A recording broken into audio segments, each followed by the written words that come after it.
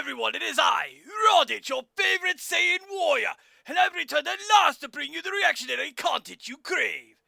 And where, my warriors, I know it has been a very long time. Louis Honto had a lot going on in his life, but I'm back. We're doing this.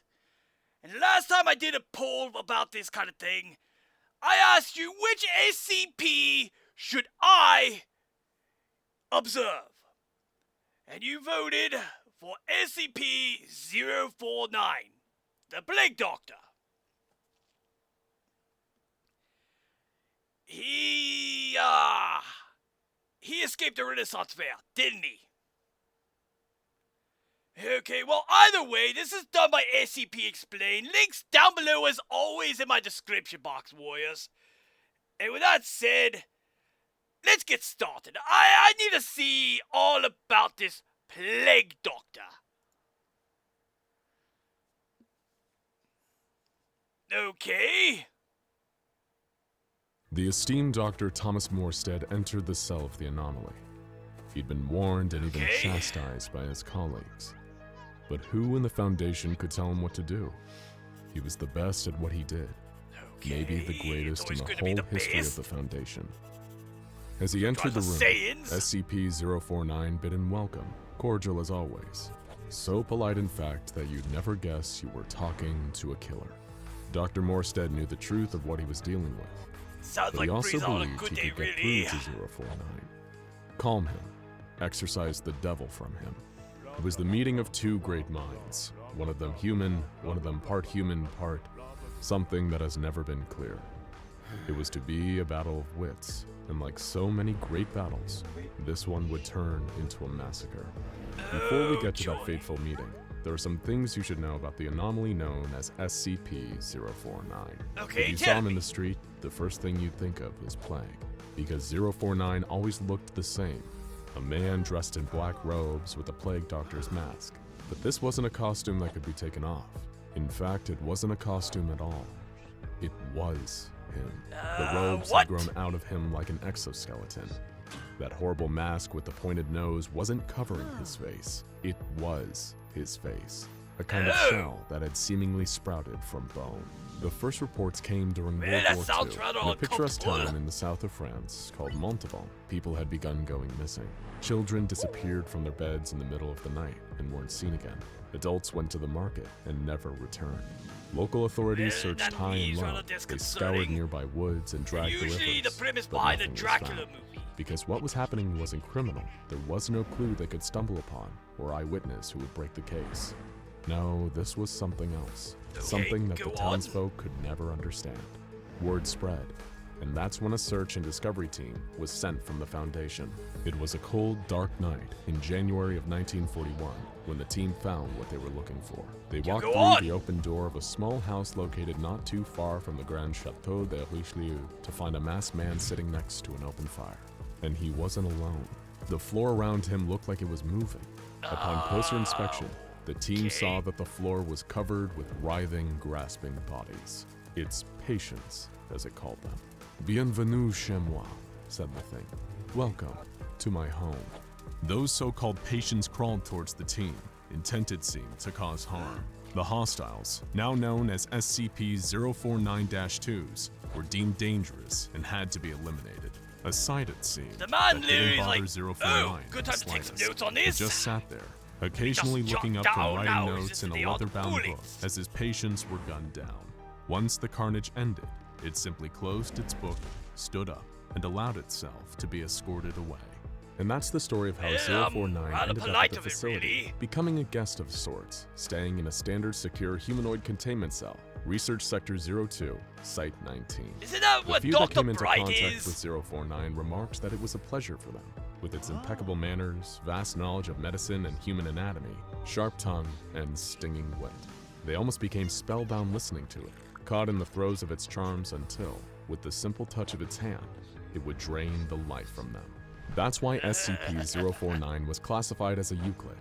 That's why armed guards were always stationed outside its cell. It's why doctors took great precautions when in its presence. And it's why Dr. Morstead should have known better. Remember, when 049 was discovered in France, it willingly went with the team. like it was happy it had been found, as if it had planned its own capture. When it arrived at the facility, you it gotta didn't be act kidding like me. it was It's contained not against all that its will. mastermind It was like it was business, is it? returning home. Initial findings as to the biology of 049 were that it didn't require any sustenance at all, not even water.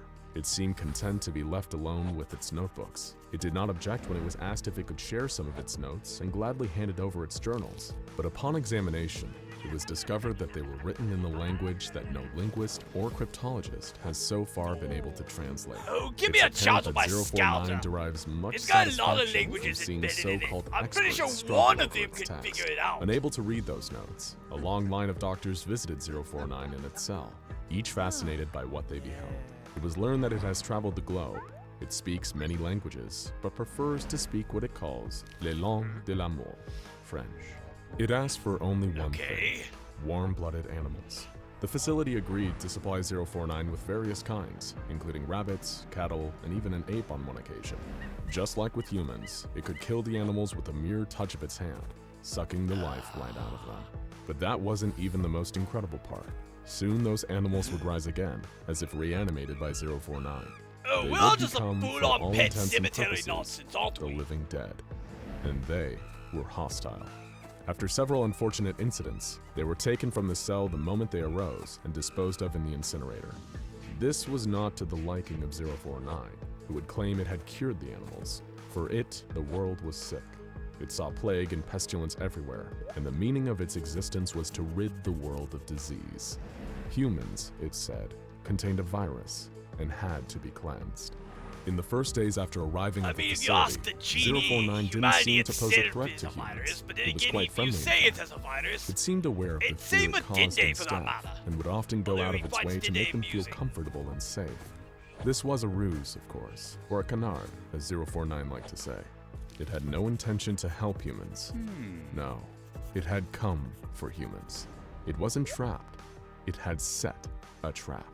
One of the first people to truly upset 049 was Dr. Raymond Ham, a well-respected physician that had twice been a contender for the Nobel Prize for his more mainstream work. What had confused Dr. Ham the most was not 049's clothes-like exoskeleton, or even his ability to reanimate the dead, but the bag that it used. 049 was somehow able to pull a seemingly endless supply of surgical tools from that bag.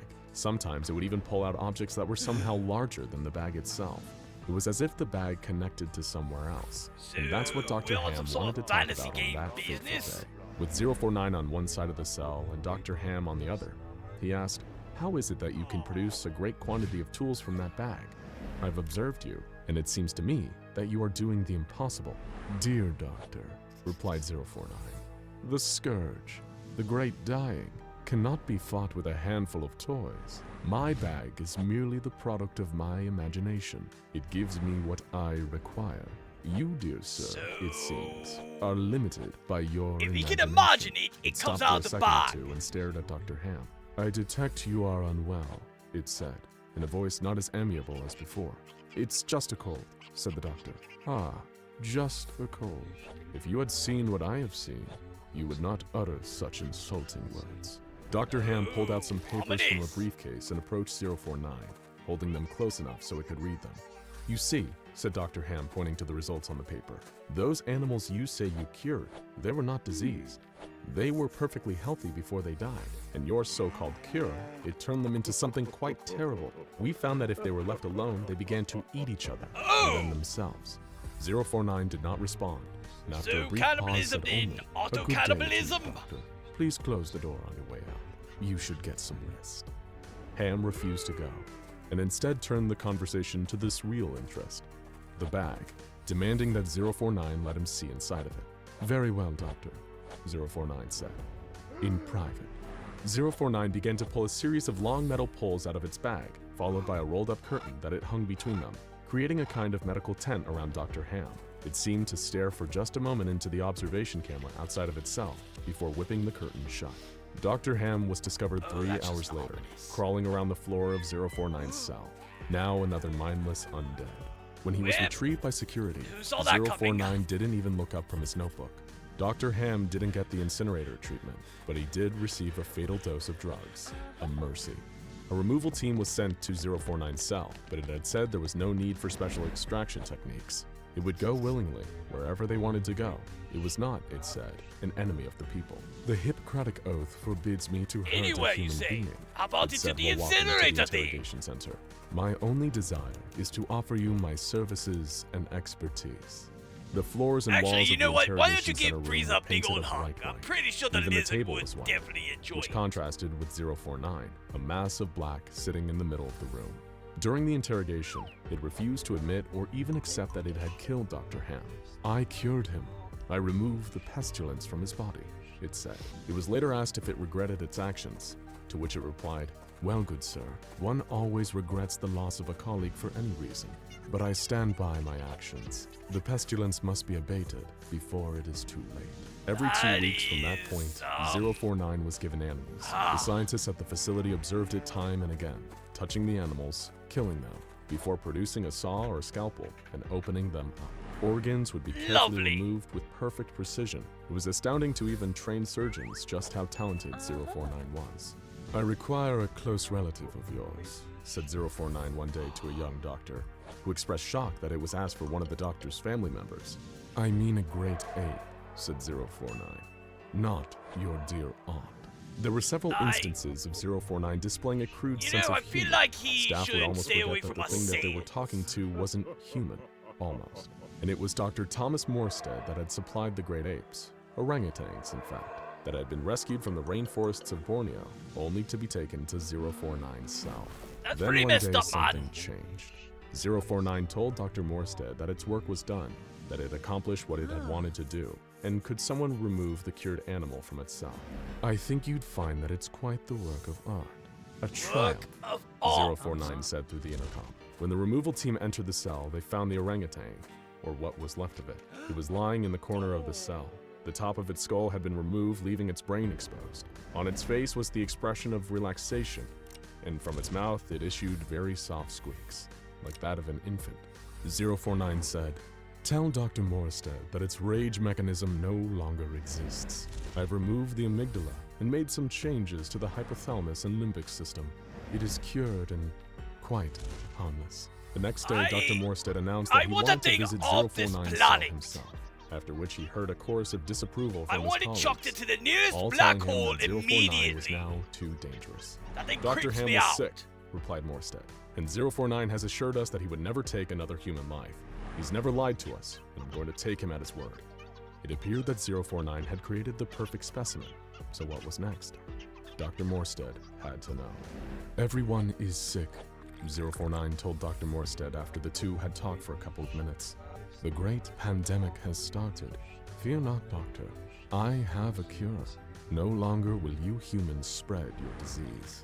I'm afraid you are wrong, replied the doctor. This pandemic you speak of does not exist. We can happily live with our pathogens. We have done so for millennia.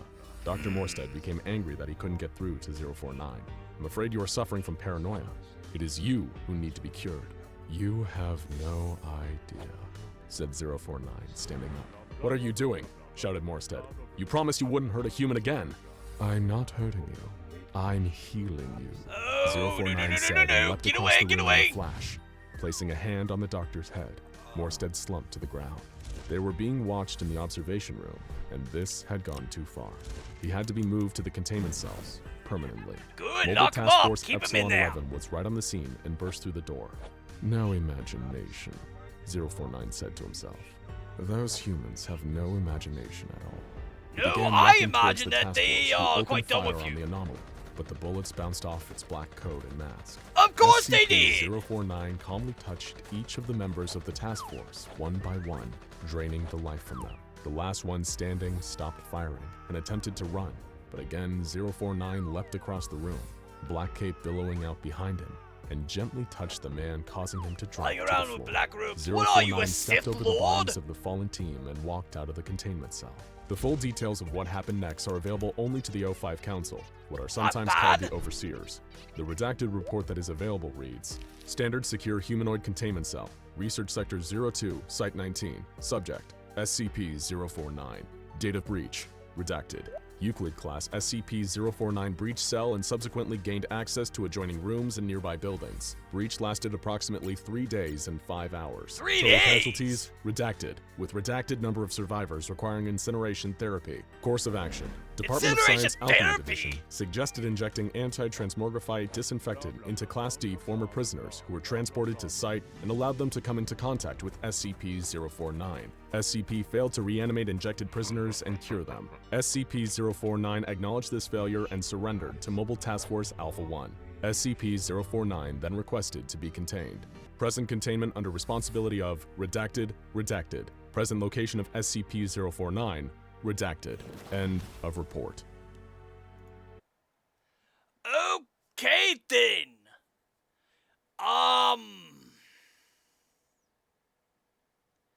Yeah.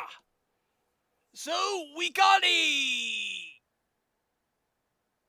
I'm not even sure how to really cover this.